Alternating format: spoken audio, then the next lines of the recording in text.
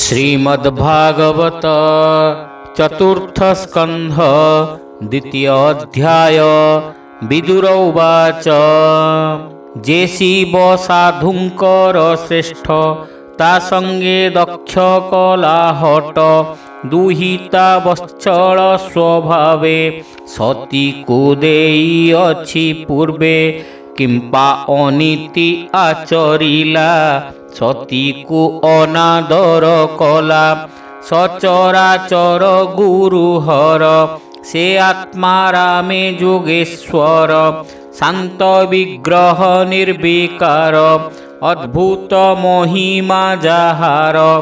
सम सुहृद शुद्ध चित्त जगत बंधु विश्वनाथ तांकु अवज्ञा किंपा कला के बाताहाकु शिक्षा देला ससुर जामातार स्नेह किंपा भांगिला एहा कह शिवंकु अनादर कला से दुखे सती प्राण देला ए वाणी शुणी मोर मन चंचल भावे छन्न छन्न भूमुनि कर अनुग्रह कह हे नरहु संदेह। हरि हरि बोल। मैत्रेय उवाच शुण विदुर शास्त्र जोगे से विश्व स्रष्टांकर जागे यज्ञ आरंभ आचरणी मिलिले सर्वदेव गणे अशेष मुनिंकर मेले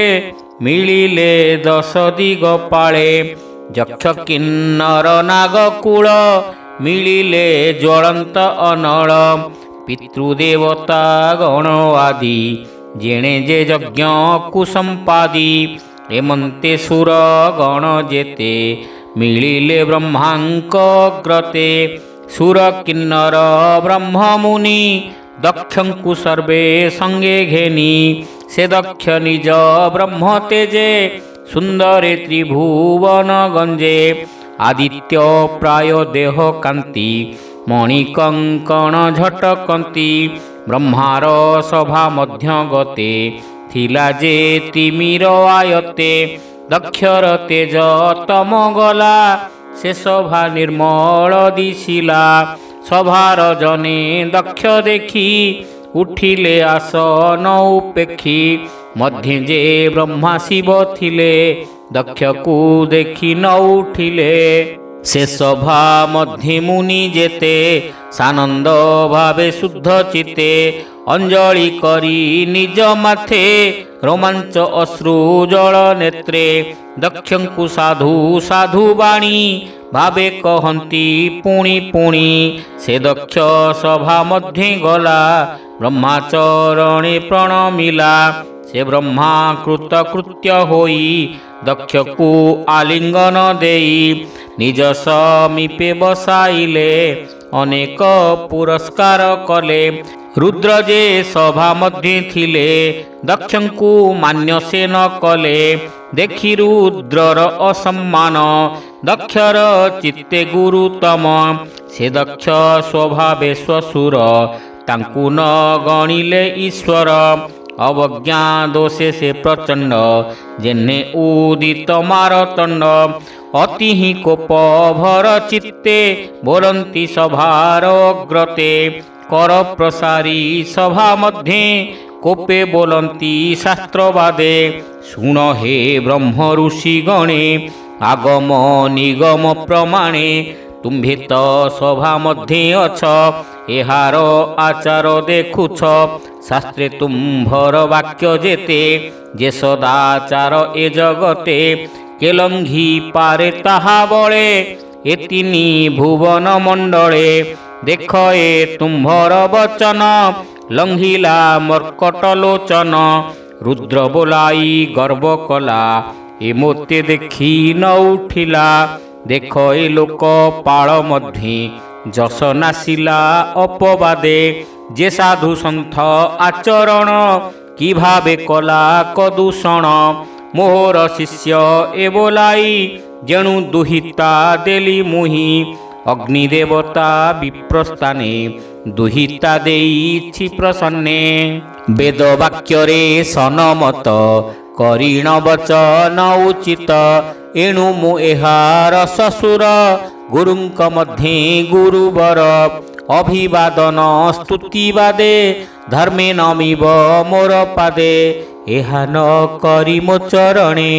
ଅବଜ୍ଞା କଲା ମୂଢ଼ପଣେ ଏ ଲୁପ୍ତ କ୍ରିୟାହୀନାଚାର ଅଶୁଚି ଶରୀର ଏହାର ମର୍ଯ୍ୟାଦା ଭେଦେ ଅଭିମାନୀ ବର୍ତ୍ତଇ ଶୂଦ୍ର ଦେହ ଘେନି ଏହା ନ ଜାଣି ମୁଁ ଅଜ୍ଞାନେ ବିଶ୍ୱାସୀ ବ୍ରହ୍ମାର ବଚନେ ଦୁହିତା ଦାନ ଦେଲି ମୁହିଁ ଶୂଦ୍ରକୁ ଯେହ୍ନେ ବେଦ କହି ଅପାତ୍ରେ ଦେଲା ଫଳ ମୋର କ୍ରିୟାକଳାପ ଶୁଣ ତାର ଶ୍ମଶାନବାସୀ ଏନିରତେ ବର୍ତ୍ତଇ ଭୂତ ପ୍ରେତ ସାଥେ ଉନ୍ମତ୍ତ ପ୍ରାୟ ନଗ୍ନ ହୋଇ ଶ୍ମଶାନୁ ଶ୍ମଶାନେ ଭ୍ରମଇ ଜଟା କଳାପ ମୁକ୍ତ କେଶ ଶ୍ମଶାନ ଚିତା ଭସ୍ମ ବେଶ ଚିତା ଭସ୍ମରେ କରେ ସ୍ନାନ ଶରୀରେ ଅସ୍ଥିର ଭୂଷଣ ଉନ୍ମତ୍ତ ଭୋଳେ ହାସ୍ୟ ମୁଖେ ନିତ୍ୟ ବଞ୍ଚଇ ଆତ୍ମସୁଖେ ପତ୍ନୀର ଉପଦେଶ ଫଳେ ନିତ୍ୟ ଭ୍ରମଇ ଅନ୍ତରାଳେ ଏହାର ନାମ ମାତ୍ର ଶିବ ସ୍ୱଭାବେ ଅଟଇ ଶିବ ପ୍ରମତ୍ତ ମତ୍ତ ଜନପ୍ରିୟ ଏଣୁ ଅଶୁଚି ଏହା କାୟ ପ୍ରଥମ ଭୂତ ଗଣପତି ନିତ୍ୟ ତାମସ ବହେ ମତି ଯେଣୁ ତାମସ ଜନପ୍ରିୟ ନିତ୍ୟ ନିନ୍ଦିତ ଏହା ଦେହ ନିର୍ଗୁଣ ଭୂତେ ଏ ଦୁର୍ମତି ସୁହୃଦ ପ୍ରାୟ ବହେ ମତି ଅଶୌଚ ହୃଦୟ ଏହାର କେବଳ ମନ୍ଦ ବୁଦ୍ଧି ପର ମୁଁ ମୂଢ଼ ନ ଜାଣି ଅଜ୍ଞାନେ ବିଶ୍ୱାସୀ ବ୍ରହ୍ମାର ବଚନେ ଏହାକୁ ସତୀ କନ୍ୟା ଦେଲି ଅତି ଅନୀତି ଆଚରିଲି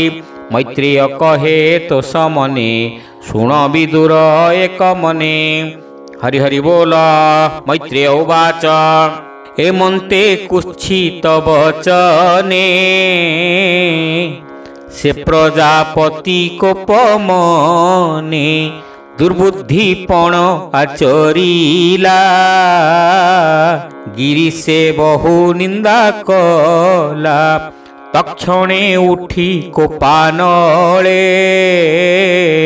ହସ୍ତ ଅଞ୍ଜଳି ଭରି ଜଳେ ଭୃଗୁର ବଚନ ସମ୍ମତେ ହରଙ୍କୁ ସାପ ଦେବା ଅର୍ଥେ ମନରେ ମହାକ୍ରୋଧ ଧରି ଶିବେ ବୋଲନ୍ତି ଦୃଢ଼ କରି ଦକ୍ଷ ଉବାଚ ଇନ୍ଦ୍ର ଉପେନ୍ଦ୍ର ଆଦି ଯେତେ ଅଶେଷ ଦେବଙ୍କ ସମେତେ ଅଶେଷ ଯଜ୍ଞେ ଯଜ୍ଞ ଭାଗ କେବେ ହିଁ ହର ନ ଲଭିବ ଏକଥା ମୋହର ପ୍ରମାଣ ଏଥକୁ ସାକ୍ଷ୍ୟ ନାରାୟଣ ଏ ଦେବ ଗଣଙ୍କ ଅଧମ ଆତ୍ମାଙ୍କୁ ମଣେ ସର୍ବସମ ଦକ୍ଷର ଏ ବଚନ ଶୁଣି ସେ ଦେବ ସଭା ମଧ୍ୟେ ପୁଣି ଦକ୍ଷକୁ ଚାହିଁ ସର୍ବଲୋକେ ନିଷେଧ କଲେ ଏକେ ଏକେ ସେ ଦକ୍ଷ କୋପେ ଅଭିମାନୀ ଦେବଙ୍କ ବଚନ ନ ମାନି ଅତ୍ୟନ୍ତ କୋପେ ସାପ ଦେଲା ଋଷିଙ୍କ ବଚନ ନ କଲା ସର୍ବମଣିଲା ଅଣହିତ ତେଣୁ କ୍ରୋଧରେ ଭ୍ରମଚିତ୍ତ ଶିବଙ୍କୁ କୋପେ ସାପ ଦେଇ ଅତ୍ୟନ୍ତ ଅଭିମାନ ବହି ବ୍ରହ୍ମାର ସଭାରୁ ବାହାର ତକ୍ଷଣେ ଜାନ୍ତେ ନିଜ ପୁର ନନ୍ଦୀ ଯେ ରୁଦ୍ର ପାଶେ ଥିଲା ଦକ୍ଷର ସାପ ସେ ଶୁଣିଲା ହୃଦୟ କମ୍ପମାନ ହୋଇ ମନରେ ଦୁଃଖ ଖେଦ ବହି ରୋଷେଣ କଷାୟ ଲୋଚନ ଦକ୍ଷର ବାକ୍ୟେ କୋପ ମନ ଦକ୍ଷକୁ ପ୍ରତି ସାପ ଦେଇ ବୋଲଇ ସଭା ଜନେ ଚାହିଁ ଦକ୍ଷର ମତେ ଯେତେ ଥିବେ ଦକ୍ଷକୁ ଯେବା ଆରାଧିବେ ବିଷ୍ଣୁରେ ଦୋରେ ହା ହୋଇବେ ଏ ଦୋଷେ କୁମ୍ଭୀ ପାକ ଯିବେ ଯେବା ଗାଇବ ଏହି ବାଣୀ ହୀନ ପ୍ରାଣୀଙ୍କ ମଧ୍ୟେ ଗଣି ଏକୁଟ ଗୃହ ଧର୍ମ ମଧ୍ୟେ ବିଷୟ ଭୋଗ ଇଚ୍ଛା ସଧେ ବିସ୍ତାରୀ ଯଜ୍ଞ କର୍ମକାଣ୍ଡେ ଦମ୍ଭେ ଆରମ୍ଭୀ ଏ ପାଷାଣ୍ଡେ ଦେହକୁ ସ୍ୱାର୍ଥ ପ୍ରାୟ ମଣି ଆତ୍ମାର ଗତି ନ ପ୍ରମାଣୀ पशुंक प्राय करी आस सर्वदा हेउ नारी बेश ए दक्ष छाग मुख हेउ आंभर साप आन नहु अविद्या मार्गे विद्या कल्पी अलाभे लाभ बुद्धि स्थापी रेणुए छागर समान अतिशयरे ज्ञानहीन दक्षंक प्राय जे ब्राह्मण संसारे भ्रमु पुण पुण जीविका पाई धृत व्रत अज्ञान बळे ए मोहित अशेष जोनि से पाइबे जन्म मरण संचरीबे पात्र न बुझी अभिगुणे जे मंद बुद्धि मूढ़पणे पशु हिंसिबे कर्म मते अज्ञान बळे विमोहिते अशेष यज्ञ कर्म करी ए भक्षा भक्ष न विचारी हरि हरि बोला ए विप्रतप विद्याव्रत अशेष काम्य फले रत चित्त इंद्रिय देहे रमी जाचक प्राय श्रमे भ्रमी भ्रमी बे इह परलोके अरुद्र मार्गे अतिरेके एमंत साप विप्रकूले से नंदीश्वर कोपानले भृगुजे सभा मध्य थिले नंदीर साप से शुणिले दक्षर मते पक्ष धरी रुद्र विषये कोप करी जे ब्रह्मदंड दुरत्यय स्वभावे भृगु महाशय से अनुच्छेद मने घेनी शिवे अभाव मने गुणी दक्षिण हस्ते जल घेनी सभा समूहे उच्चे वाणी कोपे बोलई भृगु ऋषि ब्रह्मकु से चित्ते निवेशी जे शिव व्रत ए जगते करिब चित्तर आयते से शास्त्र मत न आदरी पाषाण्ड हंतु तम धरी दुष्ट असुचि मूढ़ बुद्धि पाषाण्ड पणे जे प्रसिद्धि भूषण जटा भस्म अस्थि शिव पूजने दृढ़ मति हरि हरि बोल बहन्तु शिव दीक्षा हृदे जहि देवता सुरा मदे ब्रह्मा ब्राह्मणे निंदा करी निरते शिव दीक्षा धरी शिवर पथ सनातन जे अबा आचरिबे जन विष्णु निंदन फल पाऊ अन्ते पाषाण्ड गति हेउ मैत्रेय उवाच एमंत भृगु वाक्य शुणी सभार मध्ये शूल पाणी विमना होई बेगे उठी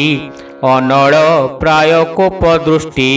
निज गणंकु घेनी संगे गमिले निज स्थान मार्गे शिवग मने मुनि गणे आगम निगम प्रमाणे तदन्ते विश्वस्रष्टा माने सहस्र वत्सर प्रमाणे यथा विधाने यज्ञ सारी से अवभृत स्नान करी प्रयागे यमुना सहित जाह्नवी होइछि मिलित तहि सकले स्नान सारी गमिले निज निज पुरी से ब्रह्मयज्ञ नमस्तुते भाषा प्रबंधे भागवते चतुर्थ स्कंधे हरिवाणी शुणी संसारुतर प्राणी विष्णुचरित सुधारस कहई जगन्नाथ दास भावे विष्णुचरित सुधारस कहई जगन्नाथ दास। हरि हरि बोल। इति श्रीमद्भागवते महापुराणे पारमहंस्यां संहितायां चतुर्थस्कन्धे दक्षशापो नाम द्वितीय अध्यायः।